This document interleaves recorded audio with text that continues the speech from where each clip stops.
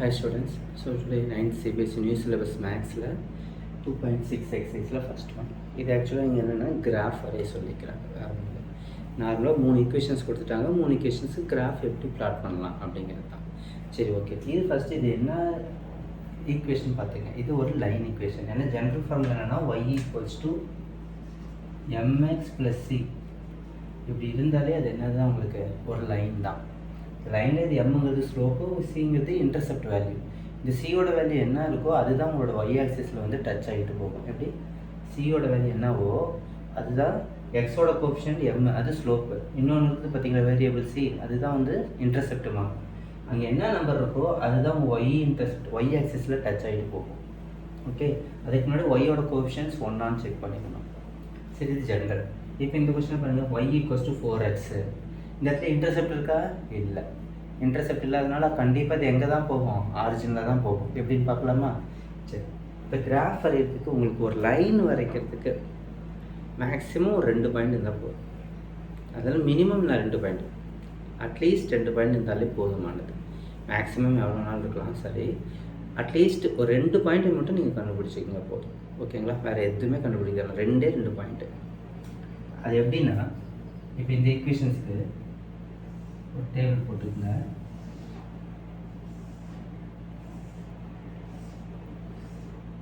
X y. எக்ஸுக்கு 0னா என்ன? இங்கே பாருங்கள், சப்ஸ்டியூட் பண்ணுங்கள். இப்போ x = 0, y = 4 × 0. அப்போ y வேல்யூ என்ன? 0. இங்கே போட்டுருக்கோம். என்னோட ரெஸ்பெக்டிவ் y வேல்யூ தான் போடணும்.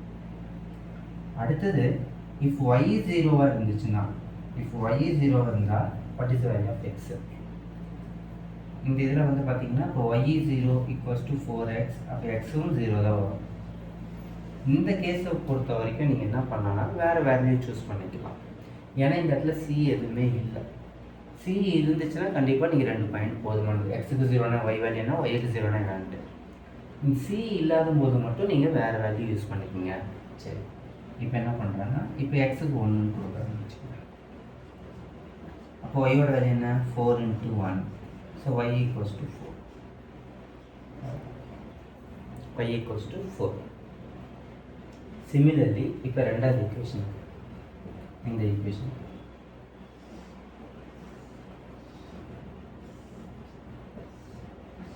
இதுலேயுமே பார்த்தீங்கன்னா y வேல்யூ இல்லை, c வேல்யூ இல்லை. ஸோ அதனால் நீங்கள் என்ன பண்ணலாம், x-க்கு 0ன்னு போட்டிங்கன்னா y வேல்யூ என்ன? y = 2 × 0. ஸோ 0. இது x-க்கு 1ன்னு போட்டிங்கன்னா y வேல்யூ என்ன வரும்? y = 2 × 1 = 2. Similarly for this question,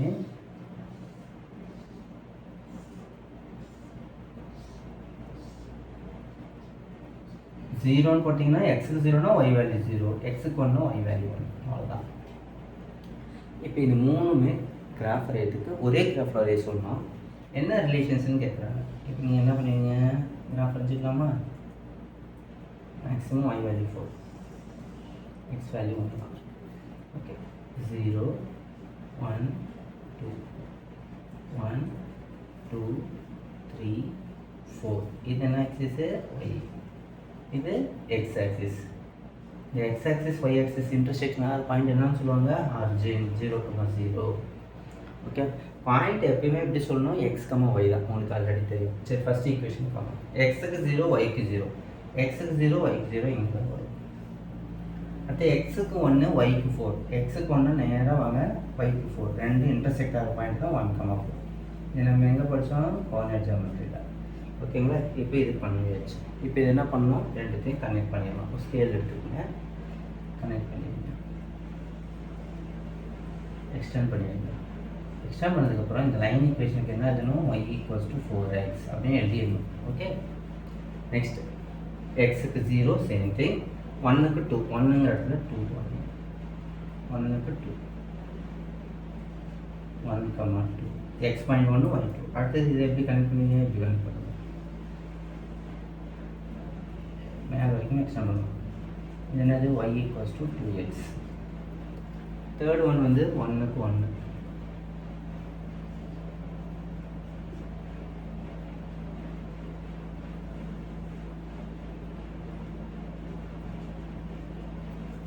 இது கிராஃப். இப்போ இந்த கிராஃபில் என்ன உங்களுக்கு தெரியுதுன்னு பார்த்தீங்கன்னா 3 லைனுமே எங்கே தான் உங்களுக்கு டச் ஆகிட்டு போகுது, 0ங்கிற ஆக்சிஸ் ஆரிஜினில் தான் ஆகுது. ஒய் இன்டர்செப்டில் எங்கேயுமே டச் ஆகலை.